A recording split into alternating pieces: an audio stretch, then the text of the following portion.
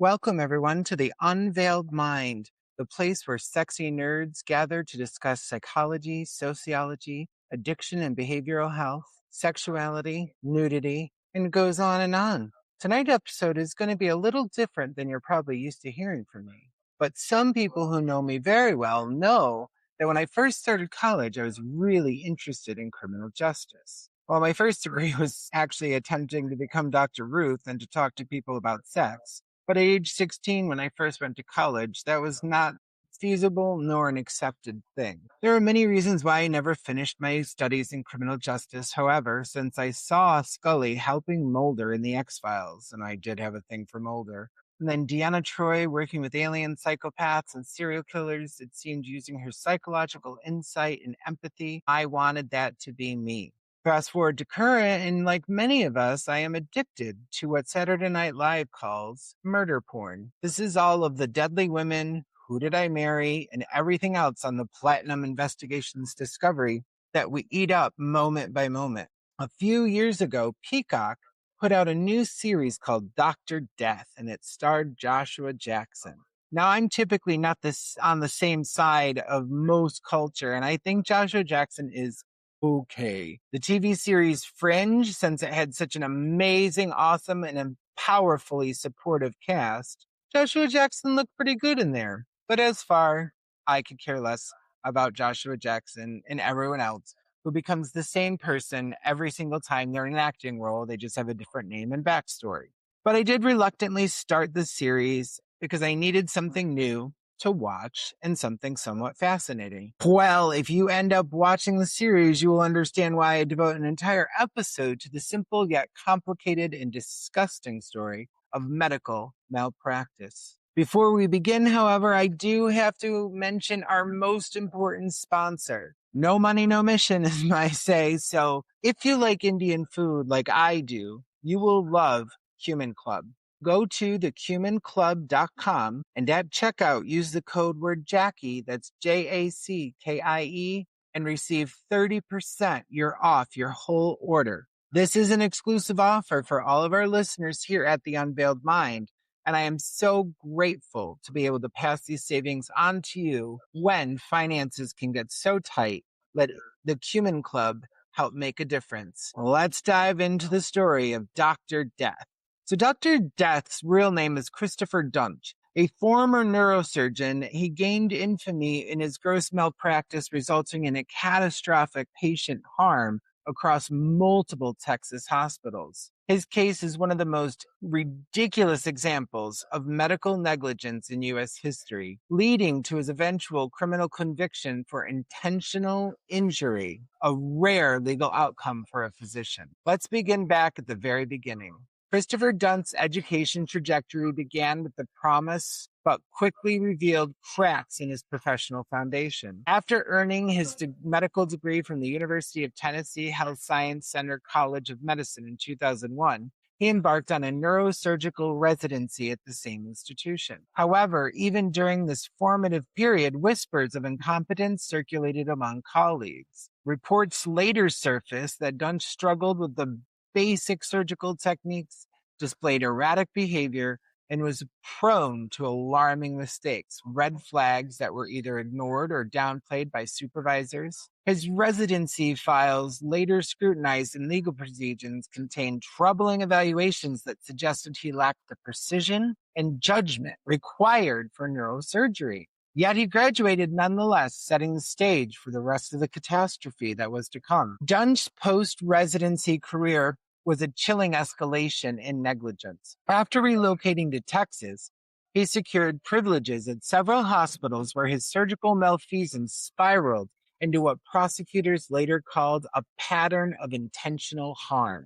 Colleagues described him as arrogant, dismissive of protocols, and eerily detached from the consequences of his actions. Despite multiple botched surgeries, including several nerves, misplaced screws, and even left paralyzed with his patients, hospitals administrators were slow to revoke his credentials, legal documents, and reveal that Dunst often blamed equipment or other staff for his failures, a deflection tactic that temporarily shielded him from accountability. By the time medical boards intervened, over 30 patients had been permanently injured and 2 had died under his care. The psychological enigma of Dunch's actions has fueled debates among forensic experts. Was he a narcissist who believed his own lies, or a calculated predator who enjoyed the power he wielded in the operating room?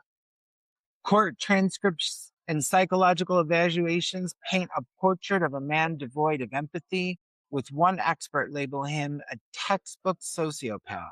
His trial, which resulted in a life sentence of aggravated assault, marked the first time in U.S. history that a physician was convicted for malpractice as a criminal act. Dunch's case now serves as a grim benchmark in medical ethics, prompting reforms in hospitals, oversight and residency vetting, a stark reminder that a diploma is no degree of humanity. Dr. Christopher Dunch's reads so much like a medical horror novel. The problem is every twisted detail is terrifyingly real. A former neurosurgeon whose hands last devastation instead of healing. Dunch carved a path of ruin through Texas hospitals between 2011 and 2000. His first known victim, Kelly Martin, entered the Baylor Regional Medical Center for what should have been a routine spinal fusion. Instead, Dunch's reckless incisions severed a major artery, drowning her in her own blood.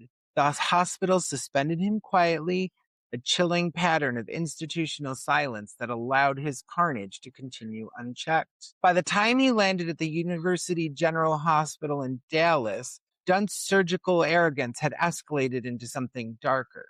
Mary Effiard trusted him with her spine. He left her nerve root severed like a frayed wire, in an act that defied explanation, packed a surgical spine inside her like some grotesque souvenir. The hospital dismissed him within 2 weeks, yet no red flags reached any registration board. It was as if the medical system itself had become an accomplice, passing him like a grenade with a pin pulled. Dallas Medical Center became the next stage of his macabre theatrics. Floella Brown's cervical fusion should have restored her mobility. Instead, Dunch's botched techniques damaged her vertebral array, leaving her permanently paralyzed. Witnesses later described his operating room as a butcher shop, yet he kept slipping through the cracks, suspended again, but not stopped, because no one wanted to believe that a surgeon could be this monstrous. Behind the scenes, Dunch's behavior grew increasingly erratic. Colleagues noticed cocaine use, grandiose delusions of being the best surgeon in Dallas, and chilling detachment from his victims' suffering. Text messages revealed his nihilistic mindset. I am ready to leave the love and kindness and goodness and compassion to kill, was a text message that he sent. Yet hospitals kept giving him access to operating rooms, and they were prioritizing legal liability over patient safety. The reckoning did finally come in 2015 when prosecutors built an unprecedented case against him, not for malpractice, but for the felony injury to an elderly person. For the first time in U.S. history, a surgeon was convicted as a criminal for his actions in the OR. Dunch received life in prison, which is a hollow victory for those who maimed or betrayed. His trial exposed a system that failed every turn. Again, hospitals protecting reputations over lives, oversight bodies asleep at the wheel. Dunch's legacy is a paradox, both an outlier and a symptom. While few surgeons descend to his level of deliberate harm, his case has forced medicine to confront its culture of silence. Now, unfortunately, confronting it is all they've really done. However, Texas does now require peer reporting of dangerous practitioners, but the scars he left run deeper than policy changes. They're etched into wheelchair-bound survivors and graves that never should have existed. We're going to talk more about the policy changes later on in this episode. So Christopher Dunch becomes known Dr. Death by media outlets, and again, he became that first U.S. surgeon convicted of a surgical malpractice, assault for surgical malpractice. Sorry about that. His case sent shockwaves, though, through the medical and legal communities as prosecutors proved his actions went beyond negligence. They demonstrated intent to harm. Dunch's conviction rested on chilling evidence. 32 patients in 2 years suffered irreparable damage under his care. Prosecutors highlighted cases like Kelly Martin, who died from the catastrophic blood loss after Dunch nicked that artery. Forensic pathologists noticed the precision required to cause such specific damage comparable to stabbing someone with a scalpel. Psychologists who analyzed Dunch suggested a rare confluence of narcissistic personality disorder, substance abuse, and possible brain damage from his own steroid use. Former classmates recalled his alarming behavior during residency, including performing unnecessary procedures on cadavers after hours. The American Association of Neurological Surgeons expelled him in 2014 in an extreme rarity, but not before he maimed more victims. Dallas prosecutor Michelle Schrunt argued Dunch viewed patients as obstacles to his ambition, intentionally botching surgeries to cover for his lack of skill. The jury agreed, convicting him after just 4 hours of deliberation. Dunch's 5-year sentence sparked debate about accountability in medicine. While some criticized the penalty as too lenient given his body count, legal experts noted the unprecedented nature of prosecuting a doctor for assault rather than malpractice. His case prompted reforms, including the Texas Dunch law requiring hospitals to share disciplinary records. Yet haunting questions remain. How many systems failed this victim? Why did colleagues who witnessed his recklessness wait so long to act? The Texas Medical Board later sanctioned 12 other doctors and hospitals for enabling him. Both for the victims, like Mary Afrud, left wheelchair-bound after Dunch implanted screws backwards into her spine, and no punishment could undo the damage. Forensic psychiatrist Dr. Robert Cantu testified that Dunches exhibited textbook malignant narcissism, prioritizing self-image over patient safety. While most incompetent doctors panic when things go wrong, Dunch doubled down, once leaving a surgical sponge inside a patient's brain while boasting about his technique.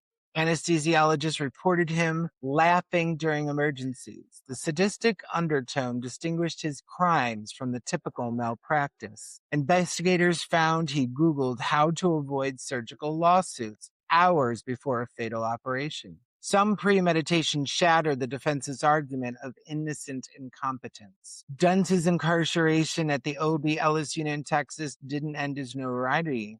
Prison medical staff banned him from treating even minor injuries, fearing repetition of his OR horrors. Christopher Dunch, who didn't just fail at his job, but weaponized incompetence with the precision of a horror movie villain. His case isn't just malpractice, it's a masterclass in how systems crumble when narcissism meets institutional cowardice. Do you still need proof? Take this 2011 email to a nurse where he wrote, "I am ready to leave the love and kindness and goodness and patience with a mix with everything else that I am and become a cold-blooded killer." This isn't just edgelord nonsense. It's flashing neon sign of malignant narcissism. And the God complex didn't stop there. In a text to a colleague, Dunch declared, "I am becoming a god, and I still have got 7 more years to be 40. This isn't ambition, it's pathology. The man wasn't building a career, he was crafting a mythology around himself where he, the protagonist, and the patients were collateral damage. His trial wasn't about punishment, it was a referendum on accountability. Prosecutors framed his actions as criminal intent, not negligence, because slicing through a patient's vocal cords during a spinal fusion isn't an accident, it's sabotage. The jury finally agreed. Life in prison. Christopher Dunch left a trail of devastating so horrifying it forced Texas and the medical community at large to rewrite the rules. His grotesque incompetence and alleged malice led to paralyzed patients, severed spinal cords, and needless deaths. So what good, if any, came out of it? Well, the first thing was the Dent Law, Texas Senate Bill 199. Gone are the days when hospitals could quietly shuffle bad surgeons out the door with a slap on the wrist. Now Texas mandates immediate reporting of the medical board if a doctor's privileges are revoked or restricted. No more quiet resignations. If you're dangerous, the board will know. This has led to 32 physicians being investigated and several losing their licenses forever. Tighter peer review. Dunch's colleagues knew he was a menace but hesitated to speak up. Now peer reviews are legally protected, meaning doctors can't sue for defamation if a hospital flags their incompetence. There's also the right to know reform. Patients today can dig deeper into a surgeon's past. Texas beefed up its public physician profiles listing malpractice settlements, disciplinary actions, and even why a doctor left a hospital. Dunch's victims might have survived if they knew his history. Right now, we need to take the time, and I'm going to read to you some of the words that were written in emails, letters, and other information. These are excerpts that come from the state of Texas versus Dunch 2017. The experts highlight his self-perception, medical rationale, and emotional state during the period under scrutiny. On his surgical abilities, in an email to a colleague in 2012, I am ready to remove the disc and replace it with bone and then become a cold-blooded killer. Reflecting on his career to a letter to a friend in 2013, I am being persecuted for being too good, too precise, too ahead of my time. The system punishes genius. Regarding patient outcomes, email to the hospital administration. These complications are not my fault. The human body is unpredictable, and sometimes even perfect technique yields imperfect results. On professional relationships, a letter to a former mentor. You turned against me because you couldn't handle my brilliance. Mediocrity fears excellence. A self-assessment in his own journal. I am the alpha and omega of spine surgery, and they will see that soon enough.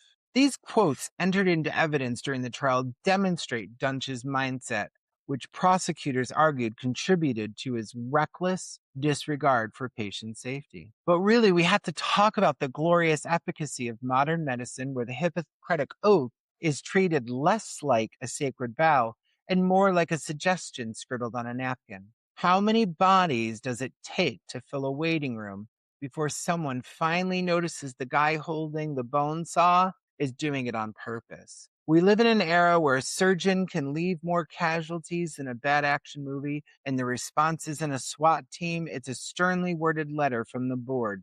The real kicker, the system isn't broken. It's working exactly as designed, protecting its own, shuffling predators between hospitals like a game of musical chairs where the loser gets a funeral. Complaints vanish faster than anesthesia wearing off mid-surgery.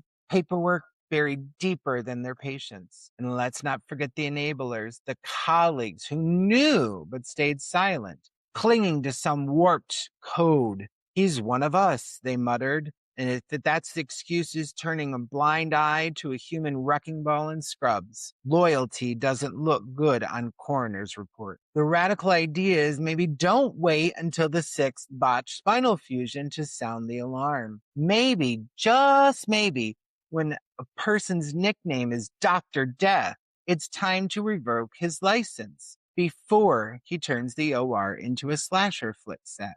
But no, we'll clutch our pearls, feign shock, and launch another investigation that concludes just in time for the next disaster. Because accountability is hard and lawsuits are expensive, and frankly, it's easier to mourn than to prevent.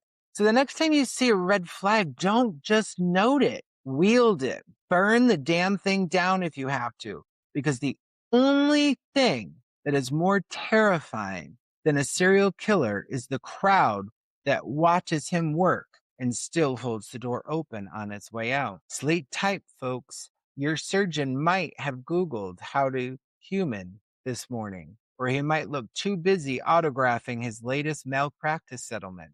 Either way, good luck out there. Until then, my friends, stay unveiled and make sure you see something, say something isn't just a tag. Our next episode is going to be on the 5th of June. I can't believe we are in June. We're a day away. And on the 5th of June, I am so excited to announce that we have none other than the Democratic primary runner, Robin Wilt, Democratic nominee hopeful for the Congress. This is an important time for all of us. We are all needed to do what we can to help. I have seen Robin speak at several engagements and have shared the podium with her once, and I have to say that I am more than impressed. I need you to be impressed, so please join us on June 5th for, again, the Democratic nominee, Robin Wilt, who will be joining us here at the Unveiled Mind. And with that, stay unveiled.